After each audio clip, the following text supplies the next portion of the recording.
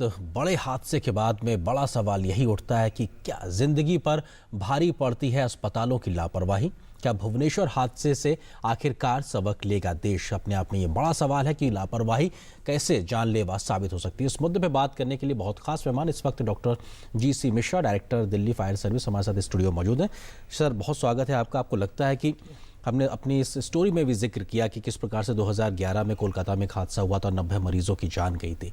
इस प्रकार की घटनाएं जो पूर्व में रही हैं, कितना हम सीखते हैं, कितना हम चेतते हैं और इस प्रकार की घटनाओं को रोकने के लिए कितने हम इंतजाम कर पाते हैं? आपका अनुभव क्या कहता है?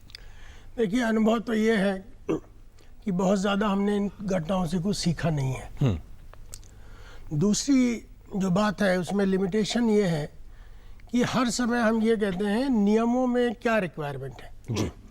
और जो पुरानी बिल्डिंग्स हैं जिसमें ये हॉस्पिटल्स चल रहे हैं उसमें एड ऑन्स करके हमने हैजर्ड्स भी बढ़ाए हैं और रिस्क भी बढ़ी है।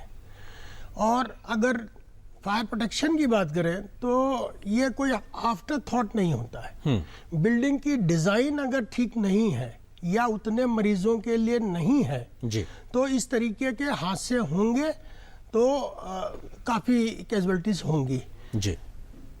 अगर अभी आप दिल्ली के हॉस्पिटल्स की देख लें, डेंगू और चिकनगुनिया का जब काफ़ी जोर पे था जी, तो करीब करीब दिल्ली के हर हॉस्पिटल में उसकी जो कैपेसिटी थी उससे 3 या 4 गुना ज़्यादा मरीज उसके अंदर थे। कॉरिडोर्स जितने थे, पैसेजवेज जहाँ जहाँ भी थे, जो भी स्पेस मिला उसमें बेड डाल करके एक पेशेंट लिटा दिया गया। अगर ऐसी हालात में कोई एक्सीडेंट होता है तो ये फायर सर्विसेज के लिए या कोई भी इमरजेंसी सर्विस जब ऑपरेट करेगी वहाँ पर, including the staff of the hospital, तो ये बहुत डिफिकल्ट होगा कि उनको वो मूव करें from one compartment of the floor to the other. तो इस तरीके की गुंजाइश हमेशा बनी रहेगी जी। और एड ऑन से ये चीज़ें और गहराती जा रही हैं जिसका कोई सलूशन दिखता नहीं जी। हम ये चाहते हैं कि कभी ना ऐसी ज़रूरत पड़े कि आप लोगों को फायर फाइटिंग के काम के लिए निकलना पड़े। हालांकि मुस्तैद आप हमेशा रहे, लेकिन आपको लगता है कि शुरुआत करनी पड़ेगी। तो आपको लगता है नेशनल बिल्डिंग कोड जो 2005 में है, क्या वहाँ से उसको और ज़्यादा ताकतवर बनाने की ज़रूरत है कि डिज़ाइनिंग से लेके उसके निर्माण के समय जो तमाम चीज़ें एनओसीज लेनी होती हैं, क्या वहाँ पे भी जो दिक्कतें पेश आती हैं उसको और ज़्यादा स्ट्रेंथन करने की ज़रूरत है? देखिए, जो प्रॉब्लम आ रही है वो ये आ रही है कि नेशनल बिल्डिंग कोड, लोग ये कहते हैं और पूरे वर्ल्ड में ये बात मशहूर है कि दिल्ली का जो ये national building code of India, ये सबसे स्ट्रिंजेंट कोड है। इसके रिक्वायरमेंट दूसरी कंट्रीज से बहुत ज़्यादा है जी, ठीक है। लेकिन इसके बावजूद भी ये जो कोड है ये प्रोस्पेक्टिवली अप्लाई हुआ है। तो जो दिल्ली में अगर आप नए हॉस्पिटल्स देखें तो उसमें जो फायर सेफ्टी का स्टैंडर्ड है और जो पुराने हॉस्पिटल्स हैं, आप एम्स ले लीजिए या सफदरजंग ले लीजिए, आरएमएल ले लीजिए या एलएनजेपी या जीबी पंत, कोई भी हॉस्पिटल ले लीजिए, तो इनकी जो बेसिक डिज़ाइन है वो इस हिसाब से नहीं है जो आज national building code of India में है। कई स्ट्रक्चरल चेंजेस ज़रूरी हैं जो इन बिल्डिंग्स में किए जाने चाहिए। एक तो मीन्स ऑफ इग्रेस का बहुत अच्छा अरेंजमेंट होना चाहिए, स्मोक मैनेजमेंट करना। इसमें जो डेथ्स हुई हैं भुवनेश्वर में या जो एमरी हॉस्पिटल कलकत्ता में हुई थी, इसमें mainly people died because of the asphyxia. हाँ, दम घुटने की वजह से डेथ्स हुई हैं। तो 2 अरेंजमेंट हमको करने ही पड़ेंगे अगर हमको हॉस्पिटल चलाना है। एक तो मीन्स ऑफ इग्रेस हमको बहुत लिबरल होकर के बनाना पड़ेगा और दूसरा smoke management system. Delhi government ने एक बहुत अच्छा डिसीजन लिया है पीछे, जब 2016 के बाईलॉज बने तो उसमें इंडिया में ये पहली स्टेट है जिसमें कि सारे स्टेकेसेस को फ्री फ्रॉम एफआईआर कर दिया है कि आप अगर बिल्डिंग में 2 स्टेकेस की जरूरत है, आप 4 बनाएं तो भी वो एफआईआर में काउंट नहीं हो रहे हैं जी। तो कोई भी कमर्शियल स्पेस पे हम वेंचर नहीं कर रहे जी। तो इस प्रकार की जो कोशिशें की जा रही है उसकी एक बहुत लाजमी सी बात आपको लगता है। लेकिन जो भी घटनाएं होती हैं, आप लोग जब पहुंचते हैं इस प्रकार के कामों को, उसके बाद आपको क्या चीज़ें महसूस होती है? खासतौर से क्योंकि आज बहुमंजिला इमारतों का दौर है, आज मल्टीप्लेक्सेस, मॉल्स में जहाँ पे बड़ी संख्या में लोग होते हैं, इस वक्त तो त्योहारी सीजन चल रहा है, किस प्रकार की बुनियादी ज़रूरतें आपको लगता है कि उस पर और ज़्यादा ध्यान देने की ज़रूरत है? और पीछे के हादसों से हमें क्या कुछ कोशिशें मिलती हैं सबक सीखने को लेकर? देखिए, जो भी बिल्डिंग है ये एक से निश्चित नंबर के लिए डिज़ाइन होती है कि कोई बिल्डिंग, मान लीजिए शॉपिंग मॉल है, हमने 5000 आदमी मान करके इसकी बिल्डिंग की डिज़ाइन और मीन्स ऑफ इग्रेस की डिज़ाइन हुई, और अगर आप इसमें एक बोर्ड लगा दीजिए बाहर की 50% फ्लैट ऑफ, तो ये जो नंबर्स हैं वो मल्टीप्लाई होते हैं, 4 गुने 5 गुने आदमी उस बिल्डिंग के अंदर चले जाते हैं। तो उस समय जो अगर हेड काउंट आप कर लें और जो निकलने के रास्ते हैं वो सारे छोटे हो जाते हैं। तो सेम बिल्डिंग में जब तक हम रेगुलेट नहीं करेंगे नंबर ऑफ एंट्रेंट्स कि कितने आदमी अंदर जा रहे हैं, तब तक इस तरीके की रिस्क बनी रहेगी। उसमें दोनों चीजें होती हैं, एक तो इग्रेस छोटा पड़ जाता है, दूसरा जब भीड़ ज्यादा होती है तो पैनिक भी बहुत फास्ट स्प्रेड होती है, स्टैम्पीड भी होते हैं इसमें।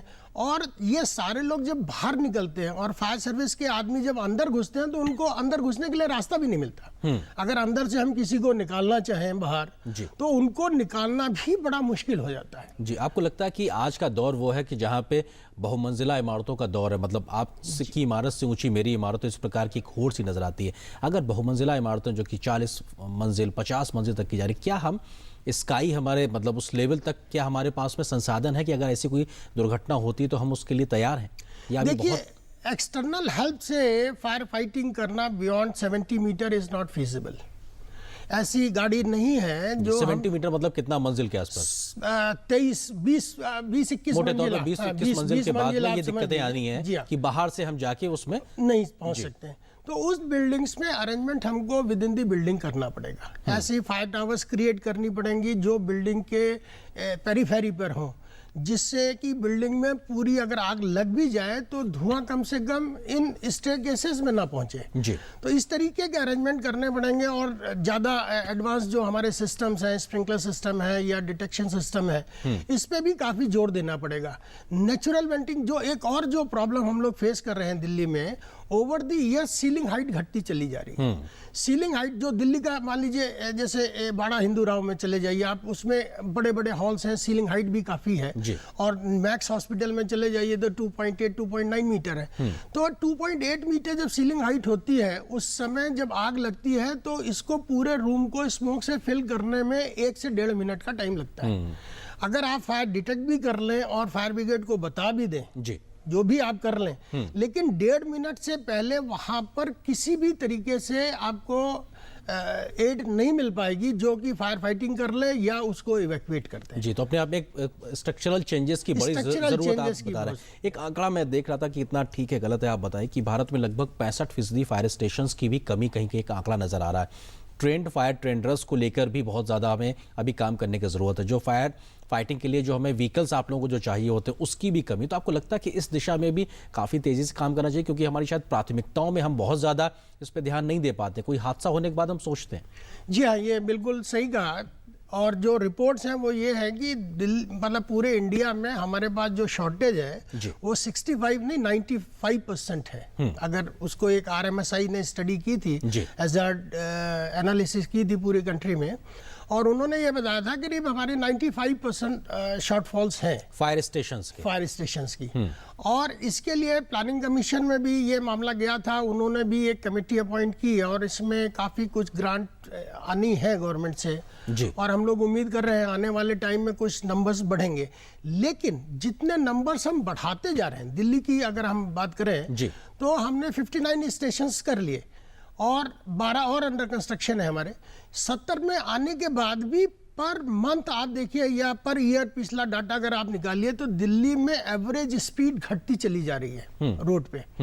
और जो हमारा time of arriving at the scene of accident है, रिस्पॉन्स टाइम बढ़ता चला जा रहा है। नंबर ऑफ स्टेशंस भी खोल रहे हैं, सब कुछ खोल रहे हैं, लेकिन ट्रैफिक इतना ज्यादा हो गया है कि फायर ब्रिगेड की arrival at the scene of accident ये भी कोई श्योर नहीं है। जैसे दूसरी कंट्रीज में कहते हैं 3 मिनट्स में आ जाएंगे, 5 मिनट्स में आ जाएंगे। हालांकि हिंदुस्तान के लिहाज से शायद मानक 5 से 7 मिनट का शहरी इलाकों में है और ग्रामीण इलाकों में लगभग 20 मिनट रिस्पांस टाइम होना ही चाहिए। लेकिन ये भी एक समस्या की सड़कों पे उन गाड़ियों को जाने के लिए वक्त नहीं मिल पाता। बहुत शुक्रिया GC मिश्रा साहब हमारे साथ चर्चा में जुड़ने के लिए।